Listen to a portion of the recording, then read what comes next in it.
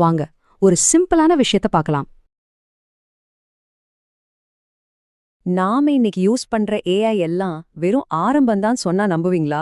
Science fiction படங்கள்ல மட்டும் பார்த்த ஒரு விஷயம், அதாவது நம்மள விட பல மடங்கு புத்திசாலித்தனமான ஒரு தொழில்நுட்பம் நிஜமா உருவாச்சுனா எப்படி இருக்கும்? வாங்க அத பத்தி தான் விரிவா பார்க்க போறோம். ஒரு நிமிஷம் யோசிச்சு பாருங்களேன். இந்த உலகத்துல வாழ்ந்துகிட்டு இருக்கிற எல்லா மனுஷங்களோட மொத்த அறிவையும் ஒன்னா சேர்த்தா கூட அதை விட புத்திசாலியான ஒரு மிஷின் உருவாகிட்டா என்ன ஆகும்? இந்த ஒரு கேள்விதான் ஆர்டிஃபிஷியல் சூப்பர் இன்டெலிஜென்ஸ், அதாவது ஏஎஸ்ஐ பத்தின நம்மளோட இந்த தேடலுக்கு ஆரம்ப புள்ளி. சரி, முதல் பகுதிக்குள்ள போலாம். நாம இங்க பேசிட்டு இருக்கிறது இப்போ இருக்கிற ஏஐயோட ஒரு அப்டேட்டட் வெர்ஷன் பத்தி கிடையாது. இது மனுஷ இனமே இதுவரைக்கும் பாத்துராத முற்றிலும் ஒரு புது வகையான ஒரு அறிவு. அப்போ ஏஎஸ்ஐனா என்னன்னு கேட்டீங்கன்னா ரொம்ப சிம்பிள். இந்த உலகத்துல இருக்கிற ரொம்பவே புத்திசாலியான திறமையான மனுஷங்களோட அறிவை கூட எல்லா துறைகள்லயும் ஈஸியா மிஞ்சி நிக்கிற ஒரு நுண்ணறிவு தான் அது. அது கிரியேட்டிவிட்டியா இருக்கட்டும், யோசிக்கிற திறனா இருக்கட்டும், இல்ல சமூக திறன்களா இருக்கட்டும், எல்லாத்துலயுமே நம்மள விட பல மடங்கு மேல இருக்கும். இதோட திறனை இன்னும் சுலபமா புரிஞ்சுக்கணுமா? இப்படி கற்பனை பண்ணி பாருங்க.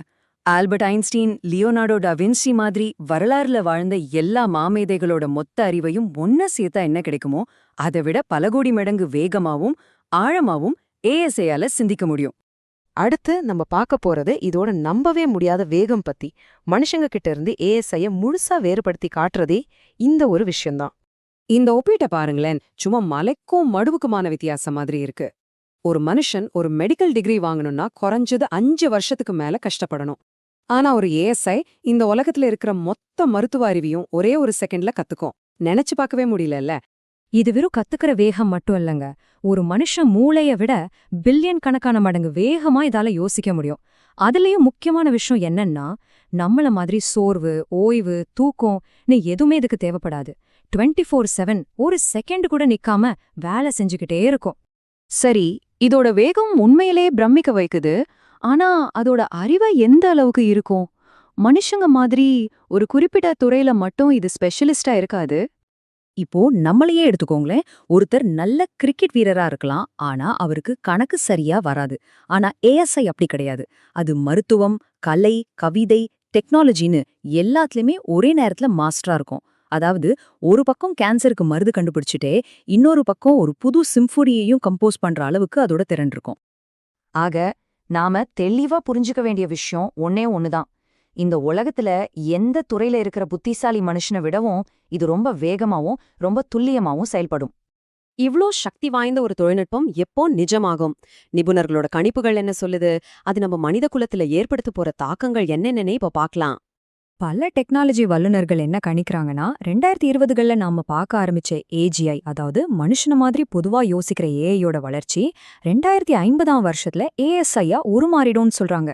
2050ங்கிறது ரொம்ப தூரமெல்லாம் இல்ல. இது வெறும் கற்பனை இல்ல, நம்மளோட வாழ்நாளிலே நடக்க வாய்ப்பிருக்கிற ஒரு விஷயம். ஏஎஸ்ஐயோட வருகையை 2 விதமா பாக்குறாங்க.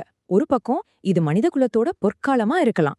கேன்சர்ல இருந்து கிளைமேட் சேஞ்ச் வரைக்கும் நம்மால தீர்க்கவே முடியாதுன்னு நினைக்கிற பிரச்சனைகளுக்கு எல்லாம் ஒரு நொடியில தீர்வு கிடைக்கலாம். இன்னொரு பக்கம், ஒருவேளை அதோட நோக்கம் நம்ம நோக்கத்திலிருந்து மாறுபட்டா என்ன ஆகும்?